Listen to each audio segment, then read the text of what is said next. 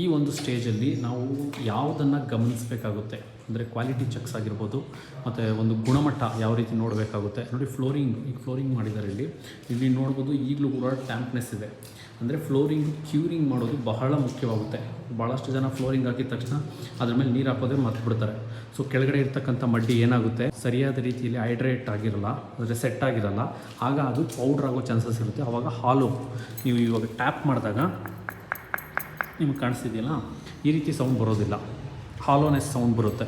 So ಅದು damage ಆಗೋ chances ಬಹಳ ಇರುತ್ತೆ. ಸೊ ಹಾಗಾಗಿ ನೀವು ಯಾವತ್ತೂ ಕ್ಯೂರಿಂಗನ್ನು ಸರಿಯಾದ ರೀತಿಯಲ್ಲಿ ಮಾಡಬೇಕಾಗುತ್ತೆ. ಫ್ಲೋರಿಂಗನ್ನು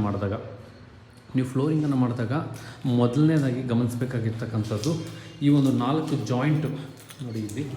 ಈ ಜಾಯಿಂಟ್ ಇದೆಯಲ್ಲ, ಈ ಒಂದು 4 ಜಾಯಿಂಟು ಎಲ್ಲಿ ಕೂಡುತ್ತೋ ಆ ಜಾಯಿಂಟು ಸರಿಯಾದ ರೀತಿಯಲ್ಲಿರಬೇಕು, ಒಂದೇ ಮಟ್ಟದಲ್ಲಿರಬೇಕು, ಲೆವೆಲ್. ನೀವು ಈ ರೀತಿ ಉಜ್ಜಿದಾಗ ಯಾವುದೇ ರೀತಿಯಾದ ಏರಿಳಿತಗಳಿರಬಾರ್ದು 4 ಟೈಲ್ಸಲ್ಲಿ. ಸೊ 4 ಒಂದೇ ಮಟ್ಟದಲ್ಲಿರಬೇಕಾಗುತ್ತೆ. ಸೊ ಇದನ್ನು ನೋಡ್ಕೊಳೋದು ಬಹಳ ಮುಖ್ಯ.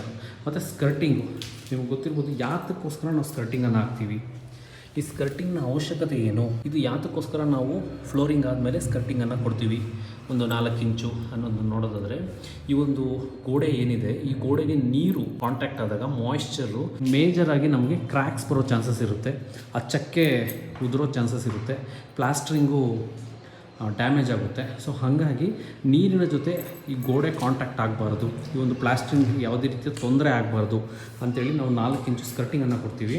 ಆ ಸ್ಕರ್ಟಿಂಗನ್ನು ಕೊಟ್ಟಾಗ ನಾವು ಯಾವುದೇ ರೀತಿಯಾದ ನೀರು ಹಾಕಲಿ, ಇಲ್ಲಿ ಯಾವುದೇ ರೀತಿ ವಾಶ್ ಮಾಡಲಿ, ಆ ನೀರು ಗೋಡೆಗೆ ಕಾಂಟ್ಯಾಕ್ಟ್ ಆಗೋದಿಲ್ಲ. ಸೊ ಈ ಒಂದು ಕಾರಣಕ್ಕೋಸ್ಕರ ನಾವು ಸ್ಕರ್ಟಿಂಗನ್ನು ಪ್ರೊವೈಡ್ ಮಾಡ್ತೀವಿ.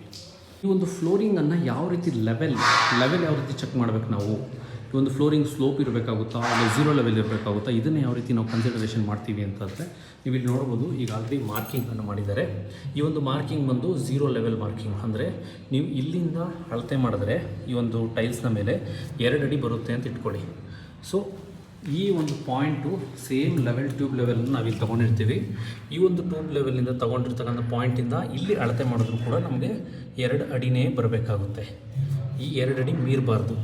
ಸೊ ಆಗ ಯಾವಾಗ ಎಲ್ಲ ಕಡೆಯೂ ನೀವು ಫ್ಲೋರಿಂಗ್ ಮುಗಿದ ಮೇಲೆ 2 ಅಡಿ ಬರುತ್ತೋ ಆವಾಗ ಇದನ್ನು 0 ಲೆವೆಲ್ ಅಂತ ಕರಿತೀವಿ. ಈ ಒಂದು ಟೈಲ್ಸ್ ಏನಿದೆ, ಈ ಟೈಲ್ಸ್ನ 0 ಲೆವೆಲ್ ಇಟ್ಕೊಂಡು ಮಡ್ಡಿ ಮಿನಿಮಮ್ 2 ಇಂಚು, 1.5 ಇಂದ 2 ಇಂಚು ಮಡ್ಡಿ ಬರಬೇಕಾಗುತ್ತೆ ನಮಗೆ. ಅದರ ಮೇಲೆ ಬಂದರೆ ನಾವು ಮ್ಯಾನೇಜ್ ಮಾಡಬೇಕಾಗುತ್ತೆ. ಯಾಕಂದರೆ ಈ ಸ್ಲ್ಯಾಬ್ ಕಾಂಕ್ರೀಟ್ ಮಾಡಬೇಕಾದ್ರೆ ಇದು ಬಹಳ ಮುಖ್ಯವಾಗುತ್ತೆ. ಯಾಕಂದರೆ ಸ್ಲ್ಯಾಬ್ ಕಾಂಕ್ರೀಟ್ ಮಾಡಬೇಕಾದ್ರೆ ಯಾತಕ್ಕೋಸ್ಕರ ನಾವು 0 ಲೆವೆಲ್ನ ಚೆಕ್ ಮಾಡ್ತೀವಿ ಅಂತ ಹೇಳಿದ್ರೆ ಈ ಒಂದು ರೀಸನ್ಗೋಸ್ಕರ.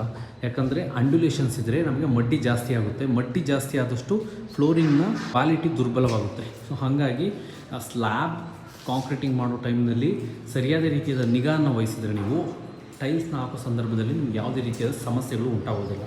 ಈ ಒಂದು ಎಲ್ಲ ಅಂಶಗಳನ್ನು ಕ್ಯೂರಿಂಗ್ ಆಗಿರಬಹುದು, ಮತ್ತು ಆ ಒಂದು ಜಾಯಿಂಟ್ಸ್ನ ಲೆವೆಲಿಂಗ್ ಆಗಿರ್ಬೋದು, ಮತ್ತು ಸ್ಕರ್ಟಿಂಗ್ ವರ್ಕ್ ಆಗಿರಬಹುದು, ಮತ್ತು 0 ಲೆವೆಲ್ನ ಮೇಂಟೈನ್ ಮಾಡ್ತಕ್ಕಂಥದ್ದಾಗಿರ್ಬೋದು, ಈ ಎಲ್ಲ ಅಂಶಗಳನ್ನು ನಾವು ಸರಿಯಾದ ರೀತಿಯಲ್ಲಿ ನೋಡಿಕೊಂಡಾಗ ಒಂದು ಫ್ಲೋರಿಂಗು ಸರಿಯಾದ ರೀತಿಯಲ್ಲಿ ಗುಣಮಟ್ಟವಾಗಿ ನಿಮಗೆ ಕಾಲಕ್ರಮೇಣದಲ್ಲೂ ಯಾವುದೇ ರೀತಿಯಾದ ಸಮಸ್ಯೆಗಳು ಇರ್ತಂತೆ ಬರೋದಕ್ಕೆ ಸಹಾಯವಾಗುತ್ತೆ.